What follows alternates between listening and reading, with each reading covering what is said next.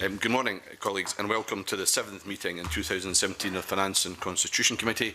We have apologies from James Kelly this morning.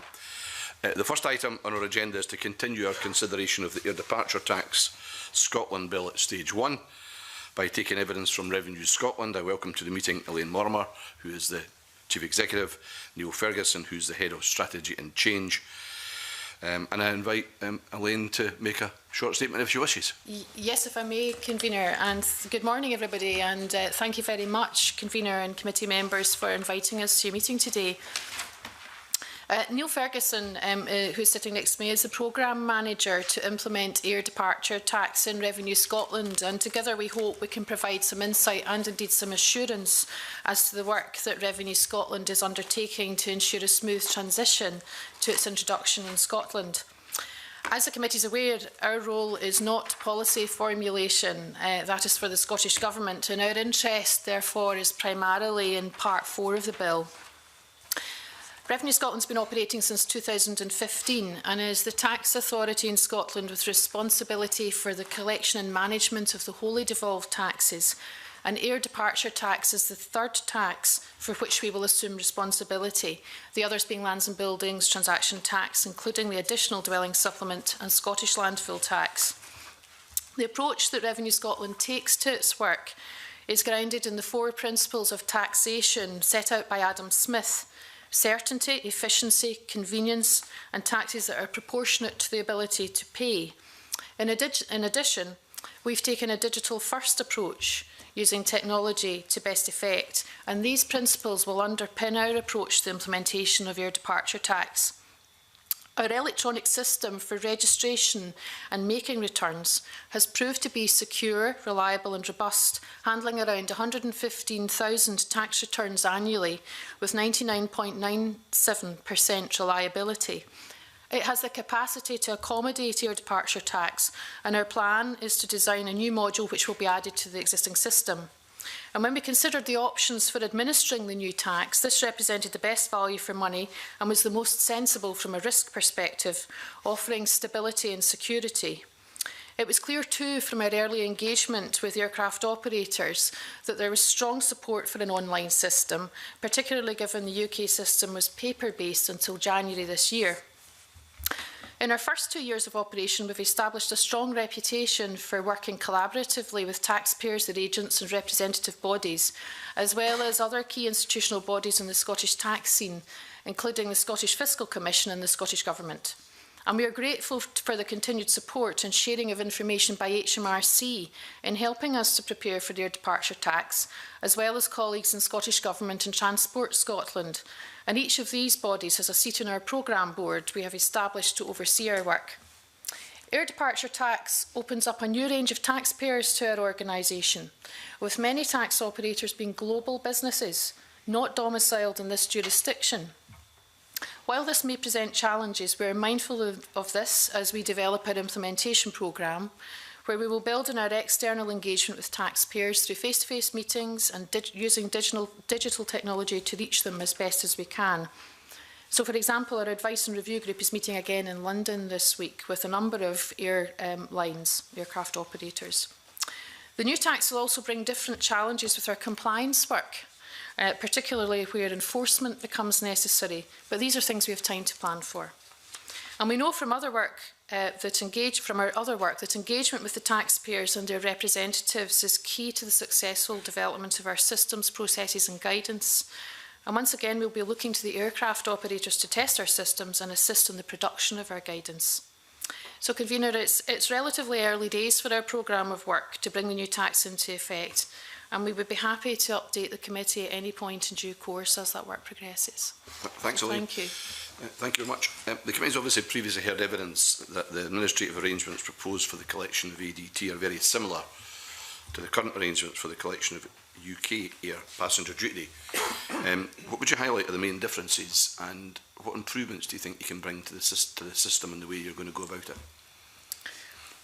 There are two, as I see it, and Neil will no doubt add some more, but there are two key differences, as I see it, to the administrative arrangements for aircraft operators, Convener. The first one is that we'll be moving from requiring them to produce a monthly tax return to a quarterly tax return. So on the face of it, that would be administratively more convenient for the airline operators, and indeed that's the information we've had from them in our work that we have done so far with them. The second key difference is, of course, that we will be moving to using our online tax system for the aircraft operators to use to register with us and also to submit their tax returns. Now, HMRC have just recently, as in January this year, introduced their own digital system, but it's obviously very new.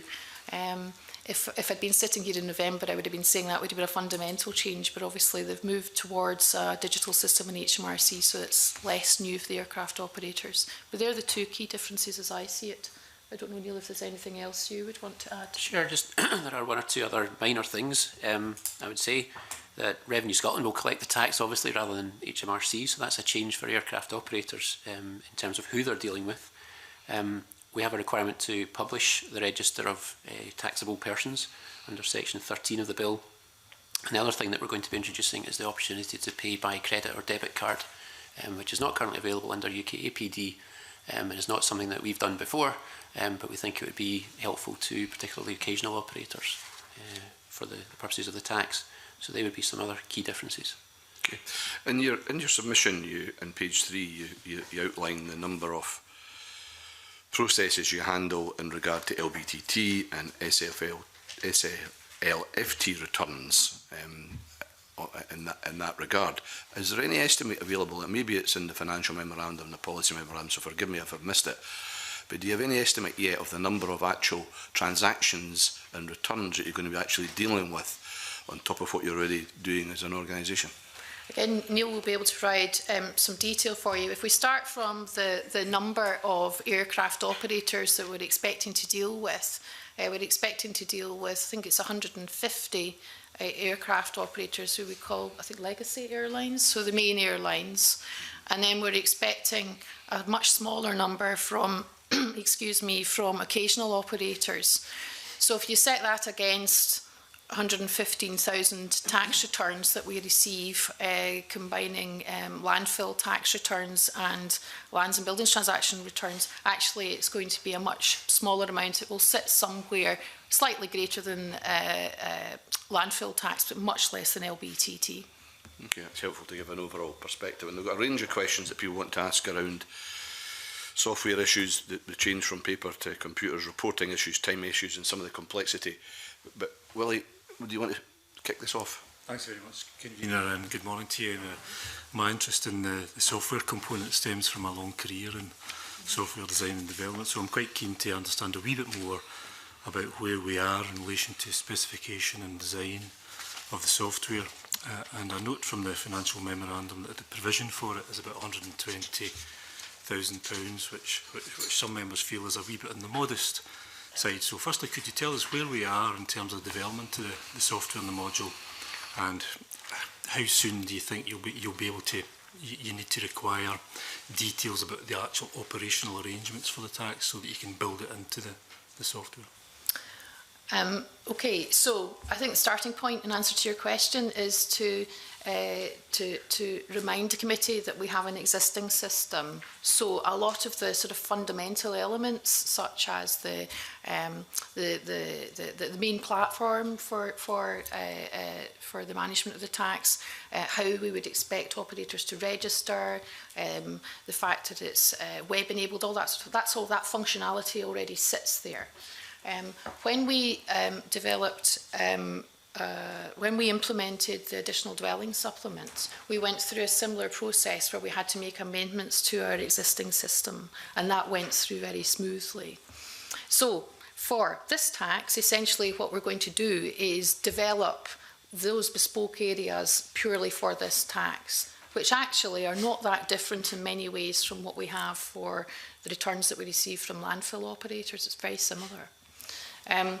So in a sense, that might explain the sort of background. In terms of where we're at, in terms of specifying what we need there, we're at the early stages. We've got an established relationship with the supplier because it's our current supplier, so we don't need to go through a procurement process specifically for this. There's provision within the existing contract to enable this module to be developed, so that means that we don't have the timescales associated with procurement. And in terms of the actual specifics, we've started our process mapping work now. We've got a business analyst working with us who's working that through. And we will be working with the developer over the summer with a view to us having a system that we can test late autumn. In terms of, and Neil might want to come in and add some more detail, in terms of how much notice do we need? Part of the beauty of the system that we've got is that we have quite a lot of flexibility in there. So if bands change or rates change, that doesn't cause us a huge amount of difficulty in terms of design. What would create more difficulty for us, and we're not anticipating this, but what would create more difficulty for us would be if the fundamental framework that the tax is based on altered, because clearly we are operating on the assumptions about what's in the policy memorandum and what government's publicly stated intentions are for the broad framework of the tax. I don't know if Neil, if you want to say anything in addition to that. Say a little bit more. I mean, the business requirements, as Elaine said, are being dealt with just now. We have a workshop with aircraft operators tomorrow to go through some of that and look at the sort of early screenshots of how the system might look and get some user feedback on the sort of early development of the system. Ultimately, we're looking to prepare the functional specification for the IT system through the course of March and April, and then that would lead to a work order request around about May time to start the building of the actual system. And then again, taking the collaborative approach that we've done in the past with the previous devolved taxes, we want to involve aircraft operators again as users of the system to do some user testing and get their feedback on that. So in terms of the cost, though, I think the reason that it appears low is because we're not building the platform, as Elaine said, we're adding something to an existing platform. The existing platform already deals with user accounts, it deals with security measures and so on. So we're not building a system from scratch here. We're not doing a completely bespoke system, which is why it looks perhaps lower than it might otherwise have done. So it takes some of the risk out of it as well. And if I could, just one minor, sorry, but one other point, and that is we, of course, I mentioned the experience we have with introducing the additional dwelling supplement. So in terms of how much this will cost, we've got a good benchmark there. And it's fair to say we've also built in a reasonable contingency into the 120. So as it stands at the moment, we're not expecting to require all of that funding. Okay. Just on the transaction numbers that the convener mentioned there, it's likely to be significantly higher, I think, in this in ADT than it perhaps is with the land and buildings transaction tax and other, in terms of the number of transactions that you'll be entitled to take tax from, in terms of individual tax payment, or is that the case? No, we're expecting it to be much less than LBTT because the taxpayer will be the aircraft operator. Okay. And it's so it's the aircraft or the airline. It's the aircraft operator who has the responsibility to submit the tax return, and so the obligation on them is to collect the data of their passenger numbers and break it down to the relevant bands and apply the rates and make the return. So what we will get from them will be an aggregate return, if you like, and the powers that we will have will be to drill into that and seek background data from them to test their compliance with the legislation. Okay. So it's a small number of returns in relation to LBTT. Right. And we're confident we can do it within the budget that you've highlighted. Thank you. With their departure tax, we're expecting returns to be in the order of under 500 per quarter, as opposed to LBTT, where we get around 10,000 per month. Right. So it's really quite a different scale altogether from LBTT, and much more akin, as Elaine said, to Scottish landfill tax. So we're applying quite a lot of the learning that we've gone through over the years with Scottish landfill tax to how we're going to deliver your departure tax, just because it's similar in scope and complexity. Okay, so thank you. Helpful. Ivan, you've got a supplementary. I saw you trying to. Just to drill a wee bit further down into, you talked about the readiness of the system and the way you've designed that and what it can cope with and what perhaps couldn't cope with. And I suppose I'm just coming out from an overview that says that the purpose, obviously, of the policy is to stimulate economic growth. So it may be that when we look at it from a policy point of view, we come to some conclusions that say there might need to be many more bands, there might need to be differentiation between types of passengers, there might be differentiation between time of the week or time of the year. There could be a whole lot of different things depending on how the policy discussion goes that enable it to focus down on specifics to stimulate growth for certain businesses in certain areas, for certain distinguish perhaps between outbound tourism and inbound tourism. There's a whole number of variables. So I suppose the question is, at what point does what you've designed kind of start to not be fit for purpose if the policy does go in those kind of more complex directions? The advice that I have from my team working on this is so long as the fundamental structure of rates and bands is there, it doesn't really, it's not that it doesn't matter, but obviously we can accommodate a number of rates, we can accommodate a number of bands. A more complex system, a more sort of sophisticated system, such as you're describing, actually places in potentially a bigger burden on the aircraft operator, because ultimately what we will be getting in will be the aggregate return against all those different categories. So we can design a tax return which has the fields required. It's the obligation would be on the aircraft operator to have their systems and processes amended to be able to provide us with that information. Okay, so it would really be them rather than you that would find most of the difficulty there. I would expect so. I mean, as Elaine says, we can design the tax return. I think the key thing is if it's on a per passenger basis, on the basis of tax bands, as we've got at the moment, our system, and we've done the same with the first two devolved taxes as well, our system has to be flexible enough to accommodate changes of rates, changes of bands, additional bands, removal of bands, and we can handle all of that. It's where the entire structure of the tax has changed. If we didn't do a per passenger tax on the basis of tax bands, as is set out in the policy memorandum, that's our assumption at the moment, and that's the way the tax will be structured and framed. But it could be something around about type of passenger, for example. Yeah, I mean, it depends on the variables, to be honest. But I mean, we can build variables, but as Elaine said, the more variables you add into the mix, the more complicated it then becomes for airlines in particular. So it might be that the airlines who need more time or have to deal with that complexity. Ultimately, they will be filling in a tax return that we will have online as a form. But that complexity comes earlier in the process. I suppose just a quick follow-up to that, you kind of hinted on it earlier. Auditability, because at the end of the day, all you'll get is something from the airline that says, we owe you £1 million. And then what's the process whereby you're able to go back and drill into their passenger numbers and their records, etc. And how often do you expect to be doing that to ensure that you're getting the correct information on the return? Well, we part of the team that will be established within Revenue Scotland for having responsibility for the management of this tax, part of their role will be to do, that's what we would class as compliance work. And we will be designing our, if I can call it, strategy for compliance for this particular tax over the next year. So we will have powers under the legislation in the same ways we have for our other taxes to open inquiries, to require the taxpayer to provide us with information. We will have powers to drill into that information, to go and visit them in their premises. So, you know, we will have powers to get to the information we need. We will also be able to access other information not held by the taxpayers to check against. So we can work with the Civil Aviation Authority, for example, to look at passenger numbers, passenger flows, because they will have that information too, and match that against what we are seeing in terms of the data that comes from the aircraft operator. We will also have, as we have with our other taxes, we will have information sharing agreements and MOUs with HMRC. So we will our compliance work will also enable us to access data that HMRC might have that would also help check against what the aircraft operator is submitting by way of a return.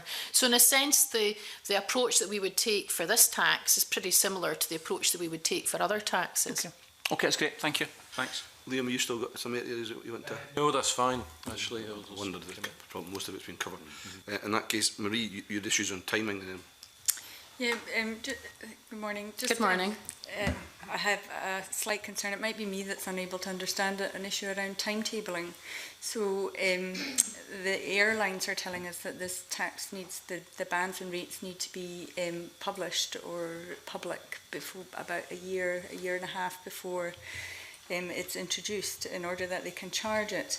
Is that going to be an issue in terms of collecting? Is that going to add a complexity to the system if it's not if it's not made public until a short time before it happens? I suspect the reason that the airlines or the aircraft operators would be making that point to the committee would be because they'd be thinking about it from the perspective of planning their business and what they would be charging passengers. From our perspective, it doesn't really impact on us, that issue.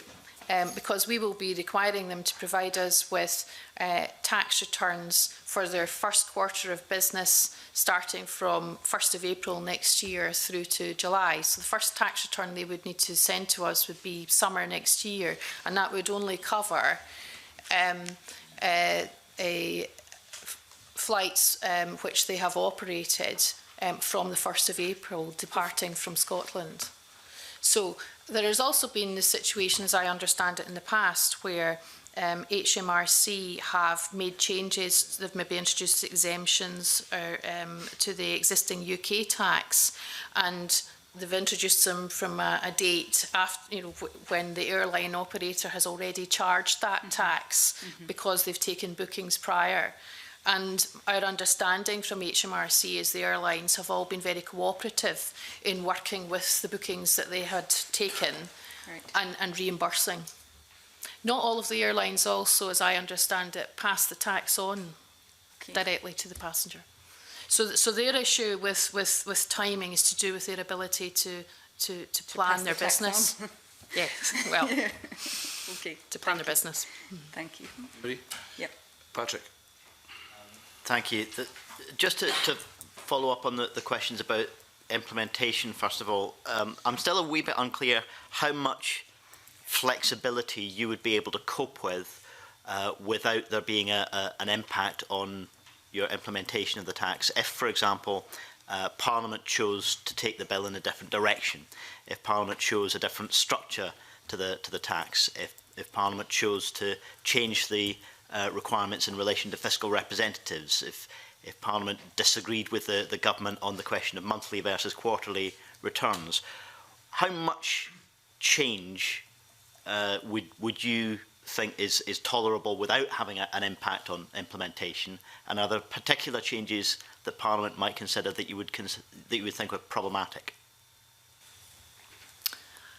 There's a lot in that question. Actually, it depends what the changes are. If Parliament were to decide to take, for example, your example of moving from quarterly to monthly, we would be able to accommodate that. It depends what the changes would be around fiscal representative. I don't imagine, I can't off the top of my head think of changes that would affect our ability to implement for the 1st of April. The fundamental issue for us that might cause an issue for us is if the underlying structure of the tax changes. So if it moves away from being based on passenger numbers, on rates and bands. But again, we would need to look at the detail of what Parliament was wanting to have changed, and we would be able to provide Scottish Government and Parliament with advice around that in terms of the impact on us. Ultimately, what we need is the ability to get a tax return in with the data that enables us to be able to check that the right amount of tax has been paid. I think if there's fundamental changes to the structure of the tax, as we said before, it might give us issues with our IT. It would depend what the nature was. It's more the impact on the aircraft operators and on the airlines, because remember, they also have systems that because the obligation isn't on them is to hold the data and to be able to provide the data in a way that we're able to check that it's right. Okay. I also just wanted to ask about the European Economic Area. There are three references, I think, in your written submission to the European Economic Area, mostly in relation to the appointment of fiscal representatives. Yes. But I was just unclear whether there was an implication in there that if we find ourselves outside the European Economic Area, there are consequences which would be problematic. The issue that we wanted to bring to the attention of the committee about the fiscal representatives in the European Economic Area is that it's a change from the current UK system. Mm-hmm. And the reason that it's a change from the current UK system is because of this Parliament's obligations to respect European law in legislation that this Parliament passes. So what the change that we will experience as the legislation currently stands is that aircraft operators, rather than being obliged as they're able to, as HMRC are able to do at the moment, rather than being obliged to have a fiscal representative within the UK, so the HMRC only have to deal with fiscal representatives within the UK, what we will have to be ready to do is deal with fiscal representatives located anywhere within the European Economic Area. So you could imagine from a compliance perspective or a debt recovery perspective, that could give us slightly more complexity than dealing with fiscal representatives based within the United Kingdom. Yeah, I mean, the potential problems that you've flagged up there are to do with language or communication or what have you. Or enforcement. Or, yeah, but would our position outside the European Economic Area, if that comes about, would that exacerbate the potential problems around enforcement or collection or any other aspect of how the system's supposed to work? I would need to take legal advice on what the impact would be. It may well be, it depends of course what happens with Brexit, but it may well be that in the event that we are outside of the European Union, that there could be changes made to this legislation to, if you like, give us the opportunity to insist on a fiscal representative within the UK or within Scotland, rather than the aircraft operators being able to have somebody based anywhere within the European Economic Area. But that's a legal question, and it would be a policy question at the time. Do you happen to know what the kind of relevant situation is in other countries within Europe in the broadest sense, but outside the EU? Do they require a domestic representative for these kind of arrangements, or are they able to operate for this purpose within the EEA as a larger area? I'm afraid I don't know the answer to that question. Not sure about that one. No. Okay, thank you. It might be useful if you could follow up on some of that though, and just let us have a note, because obviously we'll have the Minister next week and we can ask him similar questions. Liam, I think you had a question in this area as well. Yes, thank you, Convener. It's just a very quick one, a matter arising from something you mentioned, Ms Lorimer, which was, I appreciate this isn't entirely your area, but you said not all the airlines pass the tax on to their passengers. Are you able to elaborate on that? Just because we've obviously had a number of witnesses previously saying, look, if you cut the tax, then that cuts the cost to the consumer, therefore there'll be a modal shift. But if the airlines aren't passing the tax on in fares, then that might not happen. So I just wondered if you were able to elaborate on your statement. My understanding is that there isn't any obligation on aircraft operators to pass the tax on. Mm-hmm. So it's a business decision that they are making to pass that tax on if that's what they're choosing to do. And do you have any oversight on what proportion are currently passing on? I have no information in relation to that, I'm sorry. All right, thank you. Can I just a thought on Patrick's question around the fiscal compliance individual? If the legislation currently is stating that individual needs to be based within the EE area, I think in your response to this, could you consider whether or not then the legislation needs to be a bit more flexible in terms of the longer term, if for whatever reason we're outside the European Union and outside the EEA, I think a reflection that would be helpful for us as well, I think. I think that's... Sorry? Or if we're still in it and our nearest neighbour is still outside of it. Indeed. Well, there's lots of potentials. But all I'm looking for is general flexibility in the legislation. We will see what we can do in relation to that. I mean, I think that's obviously a legal point. It's also perhaps a policy point. So Scottish Government would clearly need to have a view. But yes, we'll see what we can do. I think the other thing to say, though, is the way it's currently crafted is because of the way the law currently stands. No, okay, understand that. Can I just add one minor point Sure. to that? Sorry, at the moment, the fiscal representatives for UK APD are to be based in the UK. Yeah, that's so the point. there's no obligation, but there's the possibility that any aircraft operator outside the UK with no in the economic area, European Economic Area that has no presence in the UK may choose to use their existing fiscal representative in the UK that they use for UK APD for the purposes of air departure tax, in which case we would still be dealing with someone based in the UK. Now, there's no obligation on them to do so, but there's a possibility that they might, so that would make things a bit easier. Yeah, I don't take this too far, but you could just have a situation where the legislation here requires somebody based in Scotland, and that deals with everything. And that gives us maximum flexibility, but I'll leave you guys to come back and tell me that if you want to. Ash. Good morning. So UK APD obviously works on monthly returns, as you mentioned earlier in a response to a question, but Revenue Scotland obviously wants to move to ADT being monthly data on quarterly returns. But the CIOT, I don't know if you've seen their comments, they said that they felt that Revenue Scotland's arguments in this were not entirely valid. And they also had concerns around the fact that because landfill tax also is based on a quarterly return cycle, that this could create a bit of a workload pinch points if you were getting all the returns in at once. Would you like to speak to that? I'll answer the second bit of your question first, if I may. And that is that the way we will be staffing the organisation, the management and administration of the air departure tax returns when they come in will be dealt with in a separate team from the landfill tax team. The way in which we've been developing as an organisation is we recognise we absolutely have to be expert in the individual taxes that we have, and therefore we have different teams specialising in the different taxes. So from that very basic perspective, there should not be a problem at all in terms of workflow management here, and we've already talked about the system's capacity, so there shouldn't be a pinch point in terms of the system, and there shouldn't be a pinch point in terms of our staffing.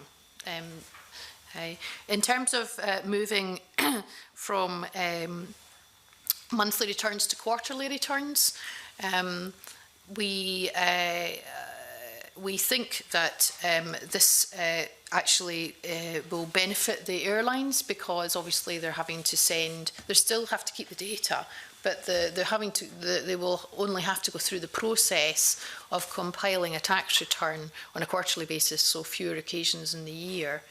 And we shared our thinking about this with the aircraft operators, with the airlines early on in our engagement with them, and they are supportive of this as a concept, because it's less admin hassle for them. So I hope that answers your question. So from our perspective, that's the model that we've got for landfill tax. It works. The airlines so far have said to us that they think that this is a good positive move for them as well. They'll still have to keep the monthly data, but they won't have to go through that admin process of collating all of that data and submitting it in a tax return on a monthly basis. Okay. And the second question is about the register. So is there any conflict between Revenue Scotland's powers in the Act on taxpayer confidentiality and the register? Will it be a list of operators, or will it be a list of passengers? As you know from our legislation, we have an obligation to have a register. We have a register under landfill tax for landfill operators. We are very, very mindful of our obligations under the Revenue Scotland Tax Powers Act in relation to protecting taxpayer information. And therefore, we would absolutely not wish to be put in a situation, or indeed put any tax operator, aircraft operator in a situation where we were breaching those obligations. And so our current thinking, we haven't finalised it yet, but our current thinking is that we would move to a similar model to what we have for landfill tax, and that would be that it is the name of the aircraft operator that would be on the register. It most certainly would not be the individual passengers, not at all. It's the aircraft operator who is the taxpayer, and it's the aircraft operator that we are interested in. Okay, thank you. Okay. Neil, I think you have some questions in this area as well. Just very briefly, I understand what you're saying about it would be, you know, less hassle for airline operators to do the monthly returns or the quarterly returns and the monthly returns. Is there not an argument that it's better for the public purse to have regular monthly income as opposed to quarterly income? That's a question for Scottish Government, Okay. I think. I mean, obviously, Scottish. This is Scottish Government's bill, so they've obviously thought that through in terms of what they have put in the bill. Okay, I understand that. Okay, Adam. Thank you. I just want a couple of quick questions about staffing and estate and operating costs. What's the current staff of Revenue Scotland? We're around 55 staff at the moment. We'll go up to about 60. Well, that was going to be. Are you going up to about 60 because of the additional devolution of this tax? Yes. So you'll see from our what was in the financial memorandum, what we have sought in terms of additional staff costs to enable us to, first of all, do the work this year with building up a programme so that we can introduce the tax, and then ongoing costs in relation to putting a small team of professionals together to manage this tax for us. Thank you. And what about estate provision? Do you need additional estate provision to house the additional staff? No, we don't. We actually, just last weekend, moved to a different layout within our existing footprint in Victoria Quay, which means that we can operate much more flexibly in the office. So we have got sufficient space within the office to accommodate new staff. Okay, thanks. And the annual operational cost of Revenue Scotland will go up by about how much, do you think? It's in the order of £500,000 additional. A year additional going forward, yes. Okay, thanks very much. Okay, I thank witnesses for coming in this morning and giving us evidence. I think it was a very helpful session, and I think it says to us you're well prepared, or as well prepared as you can be in the circumstances of dealing with new taxation. So thank you very much. I now suspend the meeting to allow changeover of witnesses.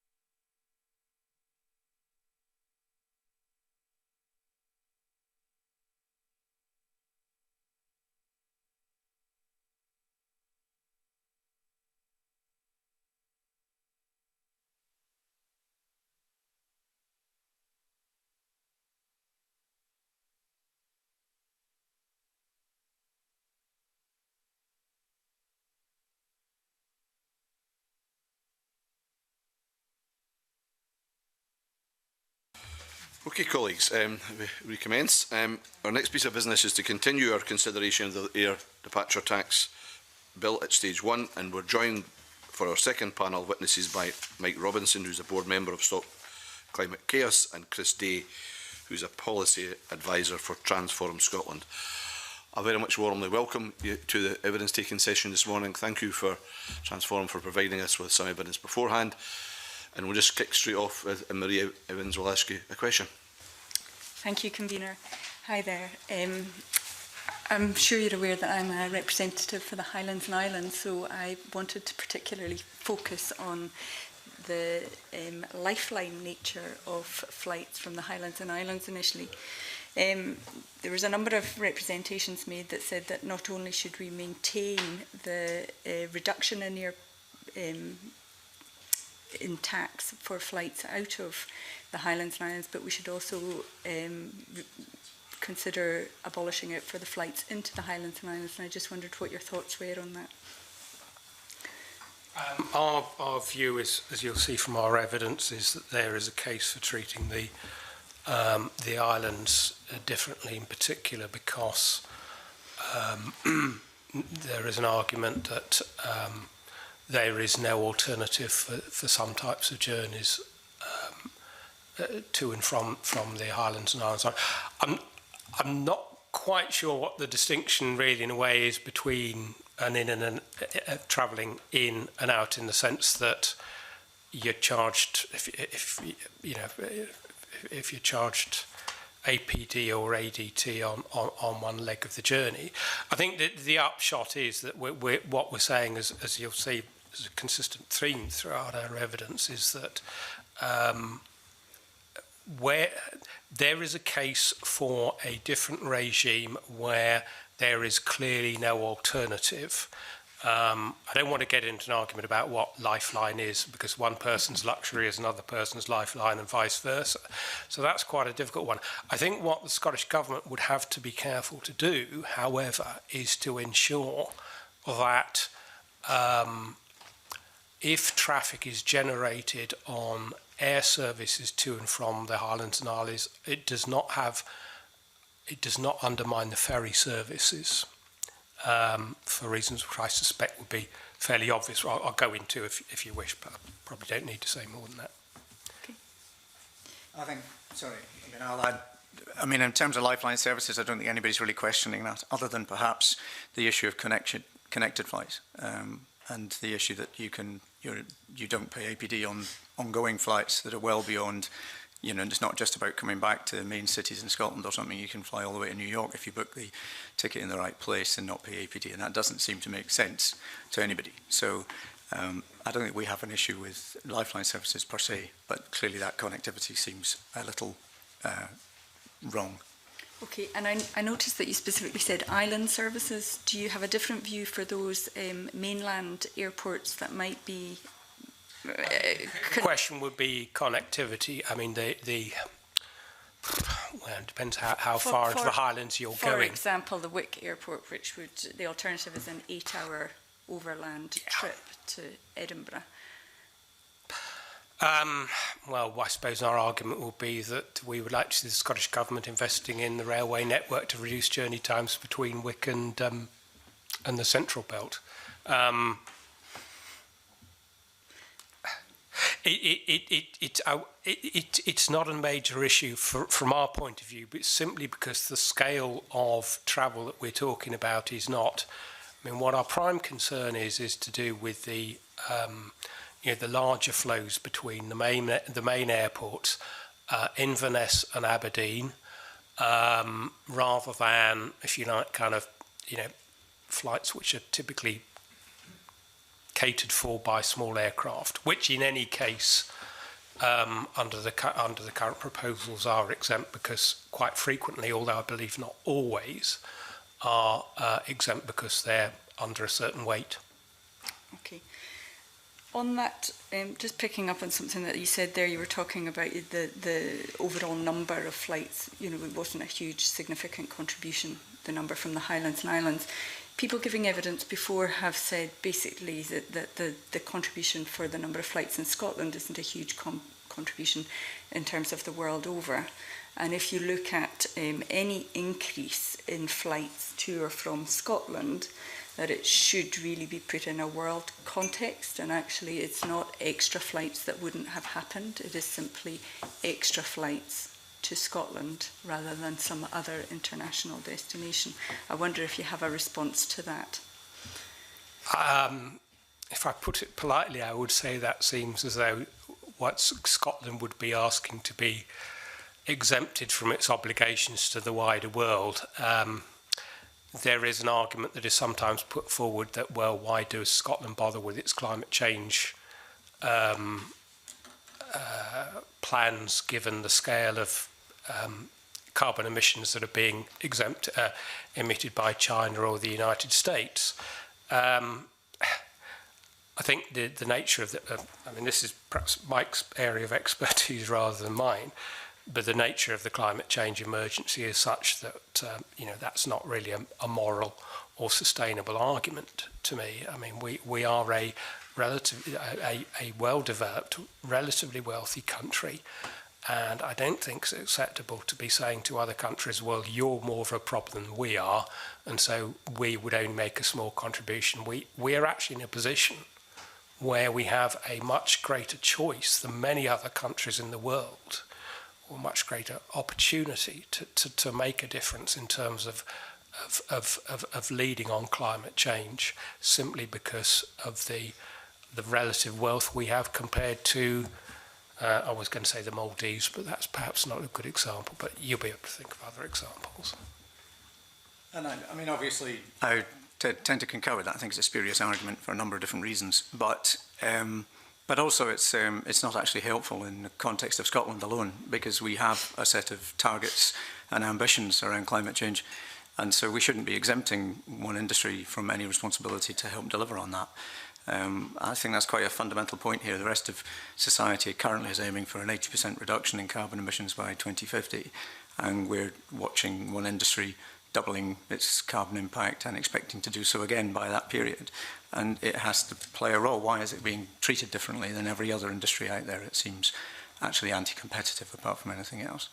In terms of your question about flights into the Highlands and Islands as against out of, I think that's also an interesting question. It's maybe not necessarily purely an environmental question, but there seems to be some disagreement exactly about the entire purpose of this reduction in APD.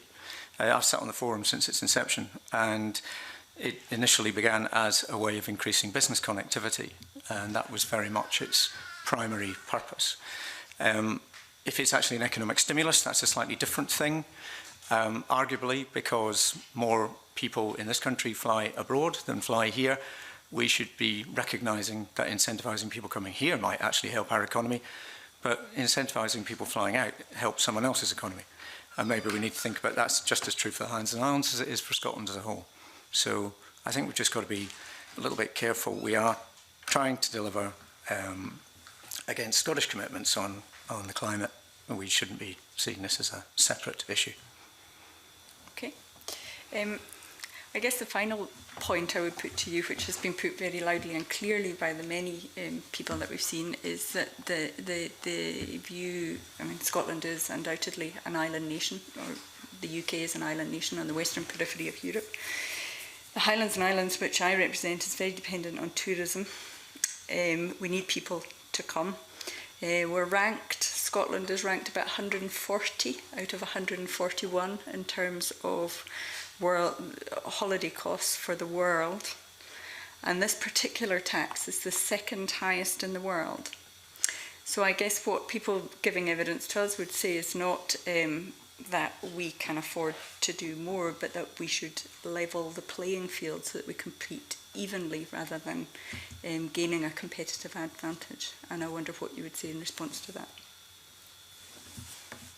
Well, my view is several-fold, I suppose, and it's just really my view. One is that any competitive advantage you might gain is debatable how long that's going to last, and I'm interested to know how we are going to ensure that airlines hold to any commitments they might make for any real length of time, because if we're trying to do this for that benefit, then as soon as that benefit diminishes, are they going to just up sticks and move on?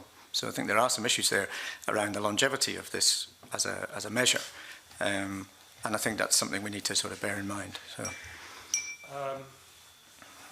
Yes. I mean, it's useful to kind of bear in mind how much, what the cost of ABT and ADT is to the inbound traveller. I mean, the typical figure is £13, which in the context of a holiday for four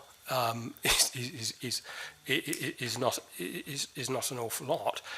I would have thought the argument might well be that if you are intending to give a break to the value of £180 million,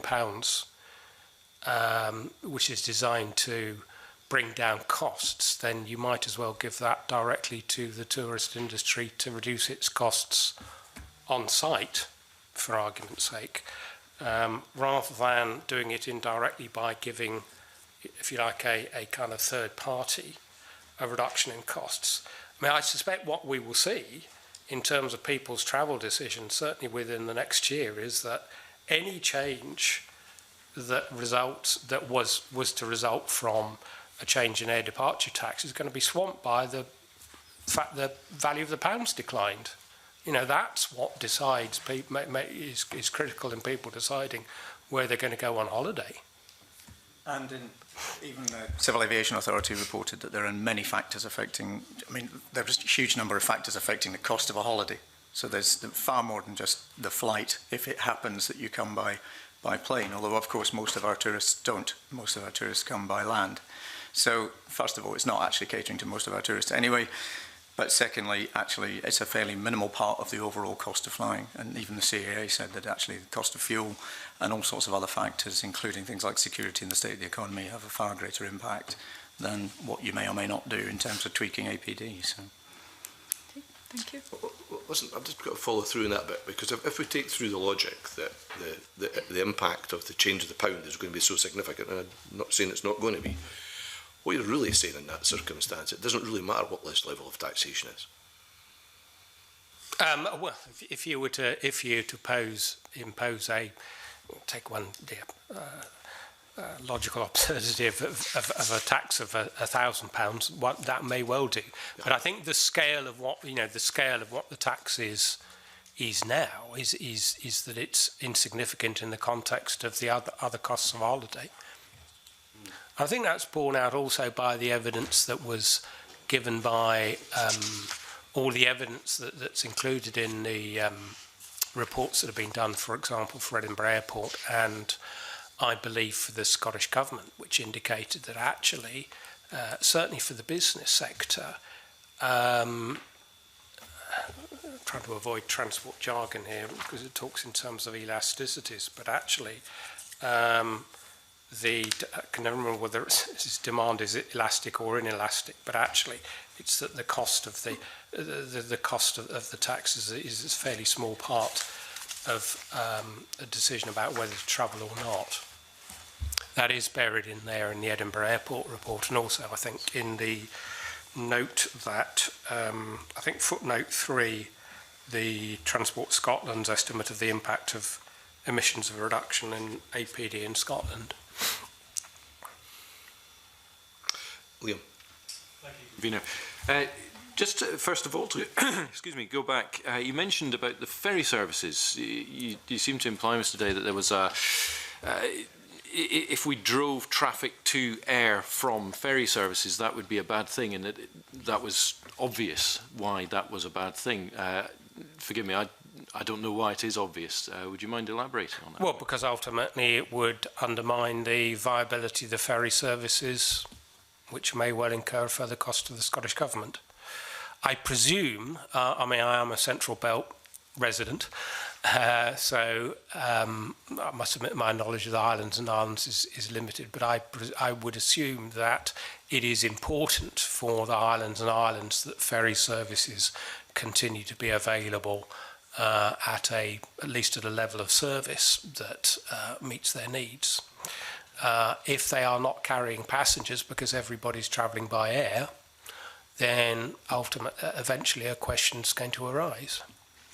I just find that quite interesting because effectively you're talking about, as I understand it, both of you gentlemen are here with almost an environmental hat on, a concern about the environment. And of course, just running your argument through, I would have thought you'd approach it as which is the least environmentally damaging mode of transport. Yeah. So have you done any analysis on, from that perspective, whether you would prefer to drive a modal shift from ferries to air, for example? I think generally speaking, it's the case that sea travel tends to be, I mean, this is a generalisation, but generally speaking, sea travel is more, produces less emissions and consumes less energy per passenger or passenger kilometre than air travel does. Right. Have you got actual modelling that says that? I'm just thinking, so I would be up in the northeast of Scotland, and if I want to go up to the Northern Isles, for example, then I might choose to drive to Thurso and take the ferry there, and so that there's actually a huge extra environmental burden, if I can put it that way, if I make that choice over air, isn't there? There's a lot of statistics out there for this, and I mean, I don't have them to hand, but there's lots of these sorts of things at passenger kilometre consumption of carbon. They vary enormously because there's so many factors, and it depends how many people are in your car, what the capacity is, how many passengers there are, and all of those different issues. So it's actually very difficult to get into absolute detail, and I'm sure you could come up with an example which would look worse than another. But the fundamental principle doesn't change, and that is, as a general rule, flying is more expensive per passenger kilometre than any other form of transport. That's especially true. I mean, one of the issues I think that has actually come up in the forum is the issue of short haul over long haul, because you actually, part of the energy consumption is in the taking off. That's much more energy consumptive. So obviously over the long, a short haul flight per passenger kilometre is the worst of all. Having said that, obviously there's also a factor, and it's in the Climate Change Act, that there's a recognition that aviation has a much higher impact as well because of where the emissions take place. And there is actually a multiplier in the Climate Change Act Scotland, albeit it's currently set at 1, which is somewhat farcical, but at the end of the day, there's a recognition there that aviation has an added factor beyond just its pure fuel consumption. If you were driving to a ferry terminal, you may well also need to drive to an airport. So, yes, I accept that, but well, I don't want to develop the argument because I think that's quite facile analysis, if I may say so. Taking at face value that consumers are choosing rail over air, so you talk, so I'm addressing this to Mr. Day just because I've got your report here. They're choosing rail over air because they have a difficulty with the £7 charge. The air passenger duty. What modelling has been done showing that if you remove or reduce the air passenger duty, that there will be such a detriment to cross-border rail travel?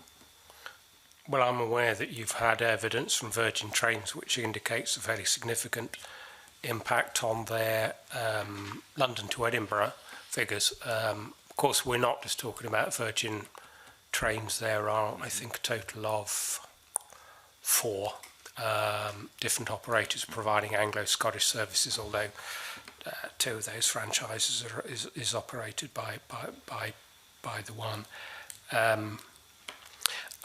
Other than that, I wouldn't kind of quote any specific modelling.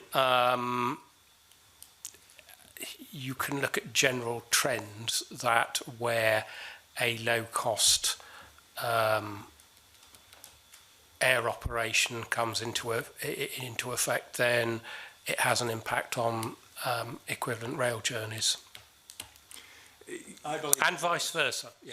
Sorry, I was going to say, I believe there is a study that says that when the APD was introduced, there was a 3% uplift in train usage on those areas where there was where that alternative existed. Mm-hmm. Now, I don't think there's any evidence. I don't know if anybody's modelled what the impact of that done the other way around would be, but clearly the train lines have, the rail companies have a concern. And fairly obviously, they view it as anti-competitive. I just think we need that level of detail somebody needs to be doing that exercise, because at the moment, so I'm looking at, for example, Understand Cross Country are about to cut a service or a number of services from Aberdeen to Penzance because people simply aren't making that choice. And that's got nothing to do with their passenger duty or ADT and everything to do with the mode that they wish to take the journey. So someone needs to be providing that data if we're to make a decision, it seems to me. Sorry, I would respond to that quickly. Yeah, please do. I totally agree.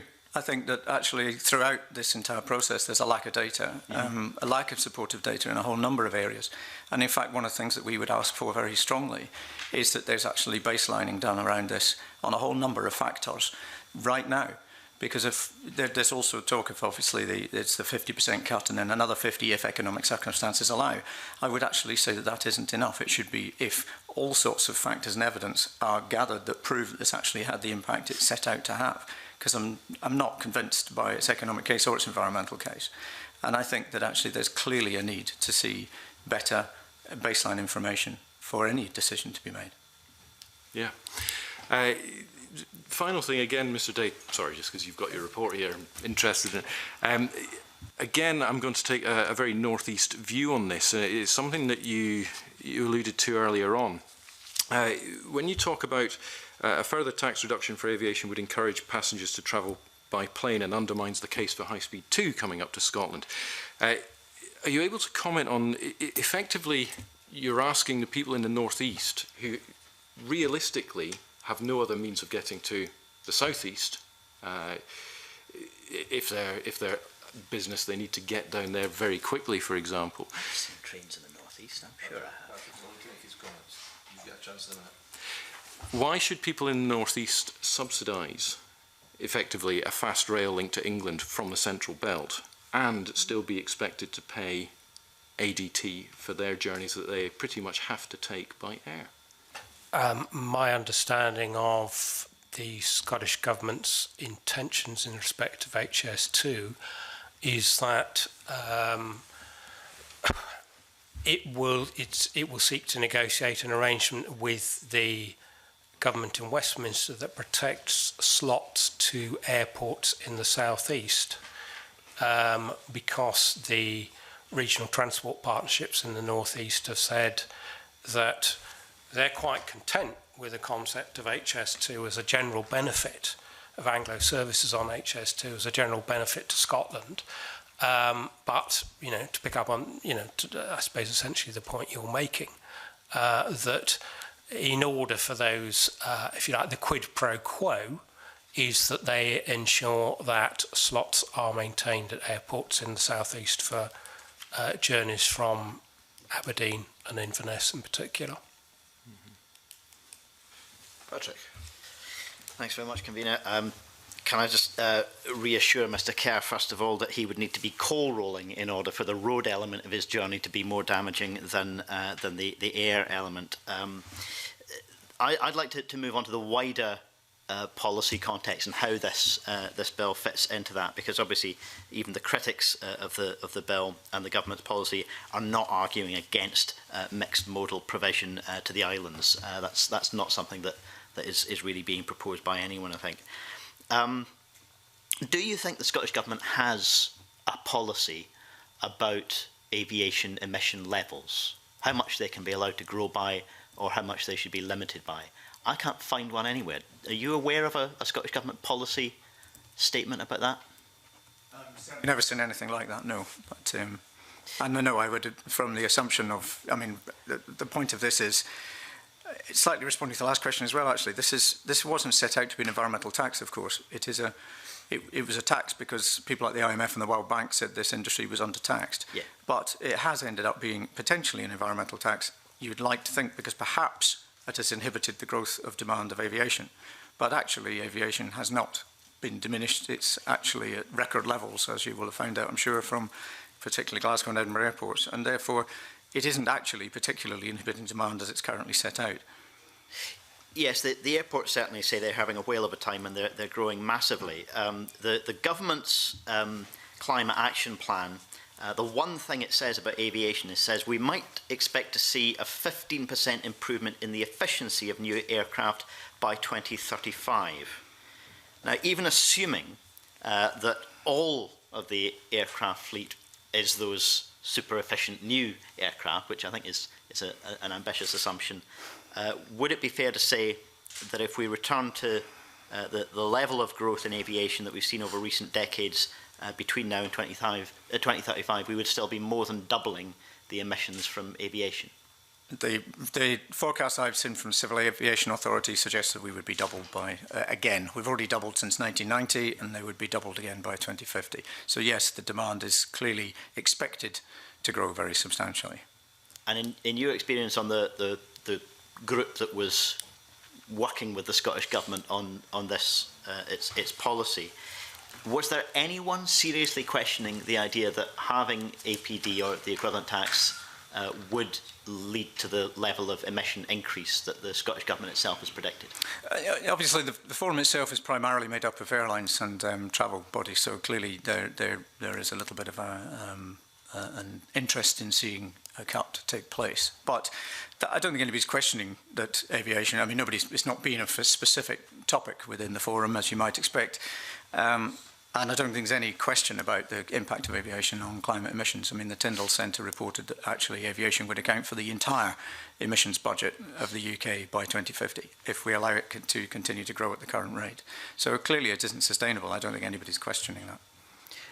And so looking at the lack of any acknowledgement of these issues, either in the Scottish Government's Climate Action Plan that was published in January or the specific transport sector paper that accompanied it, which has one mention of the word plane and actually no analysis about the environmental impacts of aviation.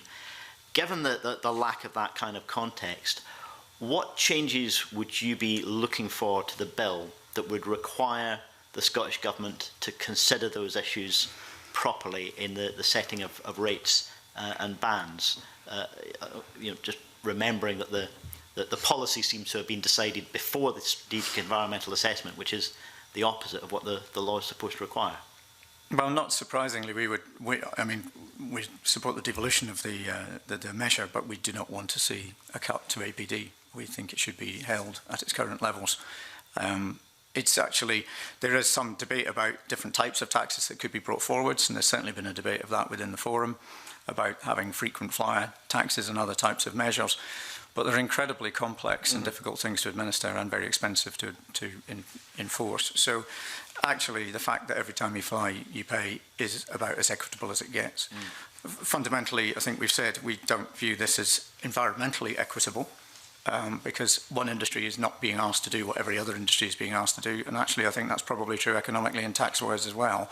But environmentally, yes, the fact that the multiplier in the Act of 2009 is set at 1 is probably a fairly good indication of how we're treating aviation as opposed to every other industry. I'm just trying to get to specific changes that could make this bill better, because obviously Parliament has to pass something, whether this bill or another bill, otherwise there's no provision to collect APD under once it's devolved. So there has to be some legislation. Sorry. What is it that we can do with this bill that would lock in requirements for the government either to report on the level of emissions that it thinks necessary, or to give an undertaking as to the additional measures the rest of the economy is going to have to take to pull the extra weight that aviation is refusing to pull? For me, I guess the only easy answer is that it's more evidence-based, and that there, as I've sort of referred to in the previous question, I think that there needs to be a much sounder evidence base, both in terms of its economic and environmental impacts, but particularly its environmental impacts. And that should form the basis of any decision-making. So it shouldn't, for me, that should be a trigger to a decision being allowed or not allowed. Anything to add? The bill, as it stands, seems to me to be essentially a piece of enabling legislation. What's clearly important is the nature of the tax and the bans that's applied to it. I mean, we do make a reference in our evidence to the point that it's not quite clear how those will be subject to parliamentary scrutiny, which seems a bit odd. That's not necessarily kind of wouldn't make anything but beyond that.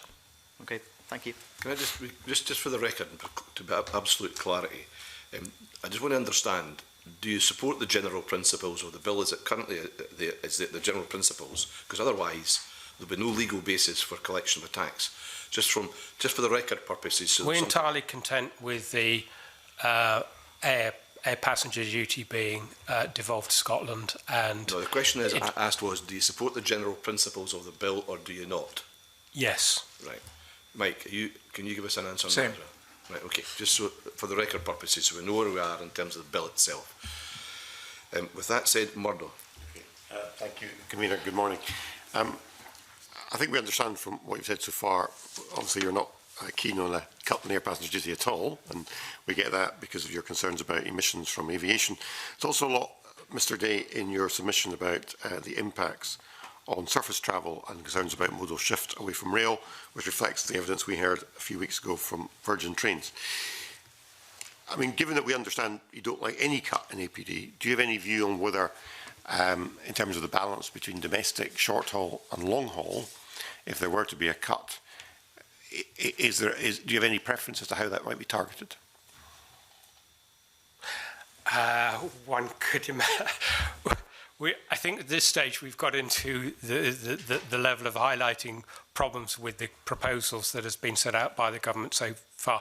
One can imagine there will be a multitude of ways in which, I mean, the government's objective appears to be to reduce the burden of tax by 50%. Now, I understand that generally interpreted as meaning there would be 50% cut in the rate of APD across the board.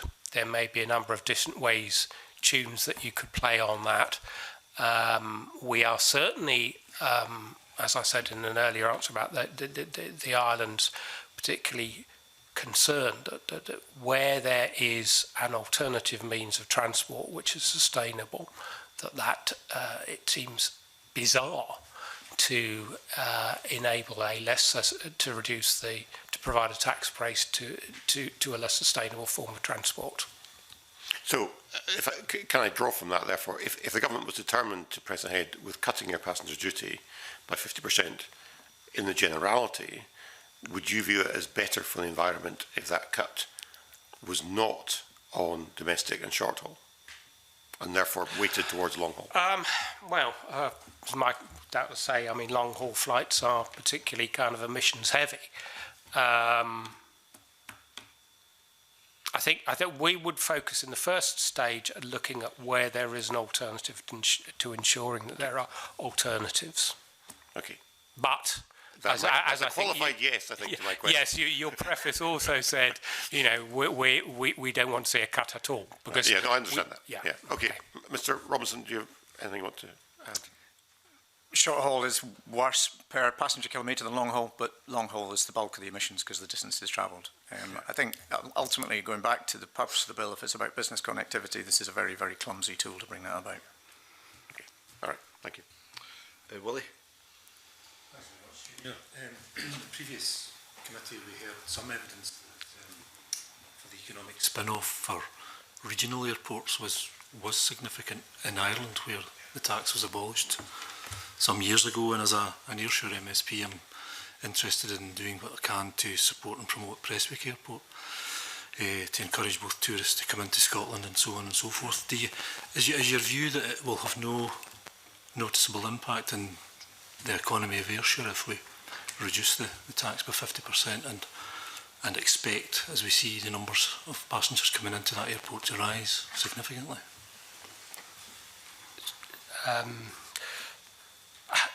I suppose, yeah, well, I'm not quite sure whether you would be assuming that any benefit was accrued to Prestwick as opposed to Glasgow.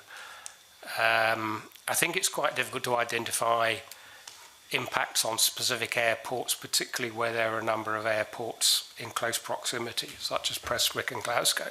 I mean, the fundamental view we take is that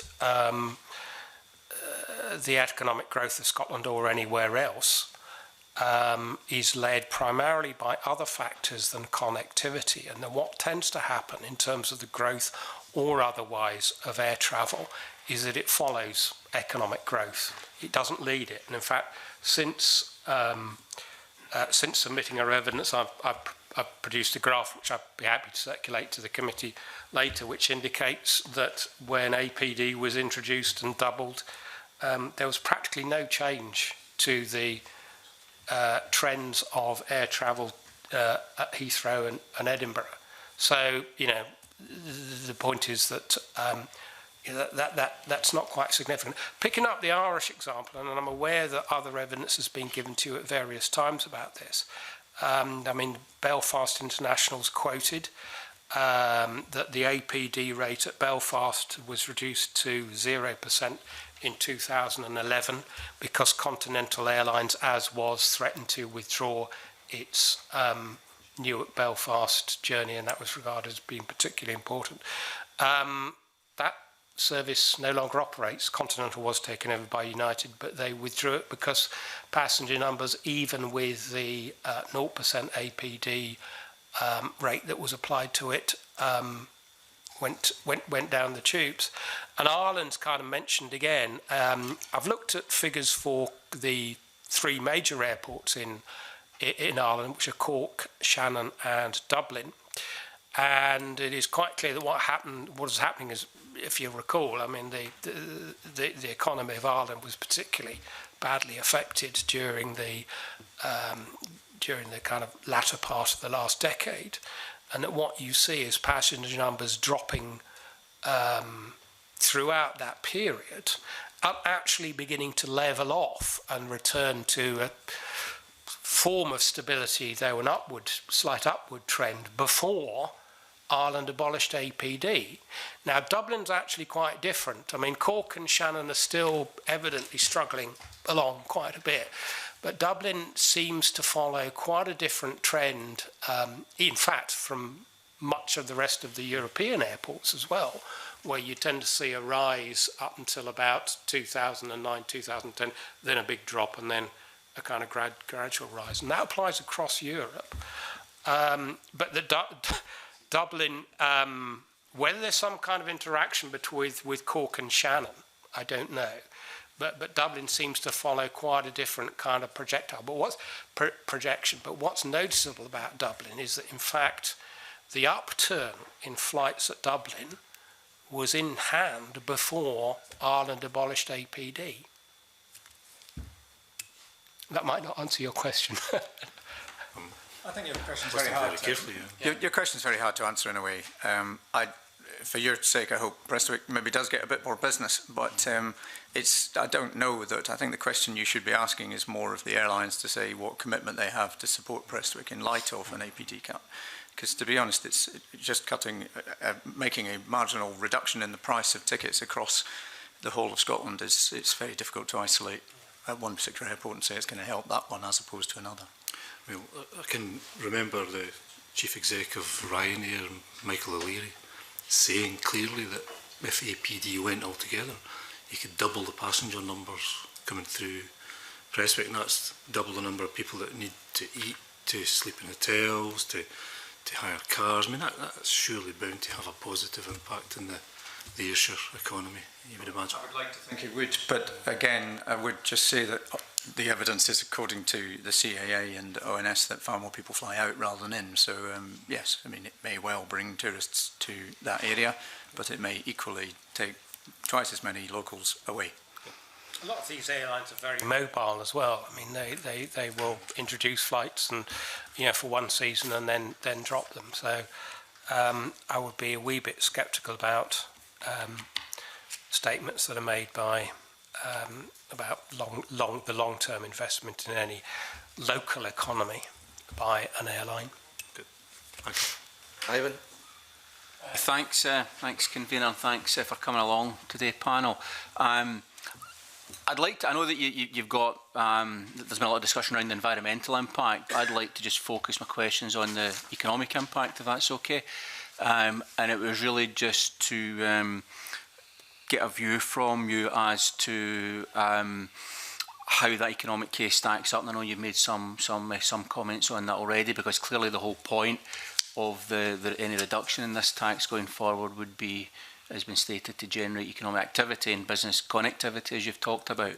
And there's clearly a number of ways to do that. And I know you've had some questions earlier from Murdo Fraser about how you would best see that applied. So I suppose the question is just to get your, if you want to make some comments round about, clearly Scotland needs to grow its economy, and this is seen as a way of doing that. Do you have evidence, or are you aware of any evidence that says that any numbers that have been done that say by making this cut in the tax, it won't generate the return that is being proposed? Do you think there'd be value in doing that analysis? And also in terms of the segmentation of this, clearly we've talked about outbound tourism, inbound tourism, business connectivity, long haul, short haul, etc. From a purely business point of view, leaving aside the environmental aspects that you've talked about already, from a business point of view, do you see differential impacts around about that segmentation? Is that something that you'd want to comment on? I mean, I'll try and answer that as best I can. I think the short version is, do we believe the economic case? Absolutely not for a moment. But so my question was, do you have data to support that assertion? But in terms of the data to support that, I mean, some of that is about these wider statistics in terms of what impact that has on passenger numbers. It has, if you're looking at business connectivity again, there are reports on the price insensitivity of business travel, because business people tend to need to be somewhere and pay what's going. They're much less price sensitive than other travellers. So in fact, although this is meant to be a measure to do with that business connectivity, in fact, I think it's highly debatable whether that will actually have any great impact because of that reason alone, whereas it will probably have an impact much more on just people going on holiday and things, which was never really the intention behind this. So we don't have the evidence. I mean, we are a fairly small organisation. I mean, I think what we've tried to do is to look at the evidence, if you like, the contradictory evidence that's been supplied by those who've been arguing the case for reduction, and we've challenged that. And as I kind of touched on my previous answer, I think, you know, it's very difficult to kind of see, certainly at a kind of global Scotland-wide level, the evidence that says if you do this, Scotland's economy is going to benefit.